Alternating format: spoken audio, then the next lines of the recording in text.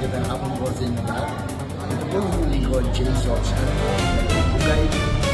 Kinumpirma ni Attorney Mark Tolentino, legal counsel ng broadcaster na si Jay Sonza, na naaresto ito ng mga tauhan ng National Bureau of Investigation dahil sa umano'y pagpapakalat ng fake news kaugnay ng kalusugan ni Pangulong Ferdinand Marcos Jr.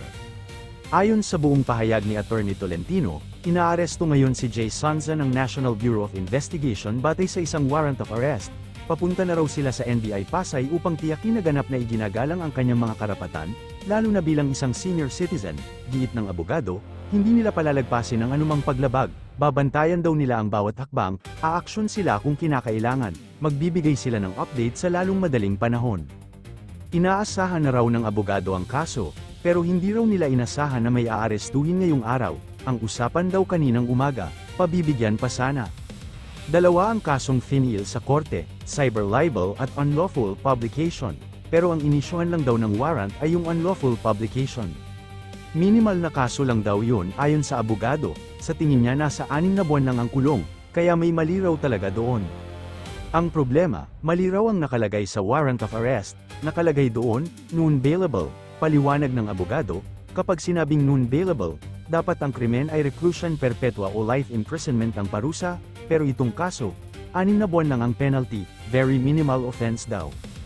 Dapat MTC lang daw ang may jurisdiction dito, umakyat lang sa RTC dahil sa internet aspect, dahil cybercrime daw, pero bailable offense pa rin ito ayon sa kanya, o mas tama, bail not required. Ibig sabihin, wala raw dapat authority ang NBI na mag-aresto, hindi raw alam ng abogado kung nagkamali ba ang korte, ang tanong niya, bakit nag-issue ng warrant kung bail is not required naman?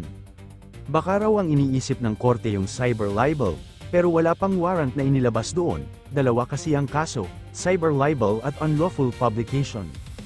Ang abogado at ang team niya, naniniwala na may pagkakamali ang korte, tanong nila, bakit nag-issue ng warrant of arrest kung bail is not required? Giit niya, magkaiba ang non-bailable sa bail not required. Magfa-file daw ang abogado ng proper manifestation sa korte, hihingi siya ng order para i-require ang NBI na i-release agad ang kliyente niya. Wala raw legal basis ang NBI para i-detain ang kliyente. Oo, may warrant of arrest, pero giit ng abogado, dapat wala ngang warrant na in-issue ang korte. Pangalawa, magkaiba ang non-bailable sa bail not required. Dapat NBI daw ang sumagot dito, pero sabi ng abogado, naiintindihan din niya sila, trabaho lang daw ng NBI yun, kung ano ang nakalagay sa order ng korte, susundin nila, mali man o tama, pero trabaho raw niya na questionin ang legality at constitutionality ng order ng korte. Susubukan daw ng abogado bukas kung may korte, kung wala, sa Lunes na talaga. Itong kaso, NBI ang nag-file, ang dahilan daw nila, may mga peking publication tungkol sa kalusugan ng presidente. Yan din ang kinwestiyon ng abogado sa preliminary investigation. Bakit NBI ang nag-file? Una, wala raw personal knowledge ang NBI tungkol sa publication na yun. Pangalawa, hindi sila ang offended party, pwede silang mag-imbestiga, pero wala silang personal knowledge kung ano talaga ang nangyari. Kinukwestiyon din ng abogado kung bakit sa Pasay finil, baka raw kasi nasa Pasay ang main office ng NBI, pero ang allegedly offended party ay ang presidente ng Pilipinas. Nasaan ba ang opisina ng presidente? Nasa Malacanang. Nasaan ang Malacanang? Nasa Manila, hindi sa Pasay. Kaya iki-question din daw ng abogado ang jurisdiction ng RTC ng Pasay. Bakit dito finil?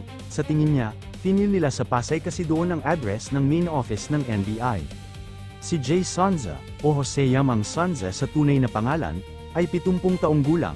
Ipinanganak siya noong September 20, 1955 sa Macabebe, Pampanga. Isa siyang veteranong broadcaster, dating newscaster at talk show host, naging station manager din siya ng UNTV mula 2005 hanggang 2009, tumakbo rin siya bilang vice-presidente noong 2010 elections pero natalo kay Jejomar Binay.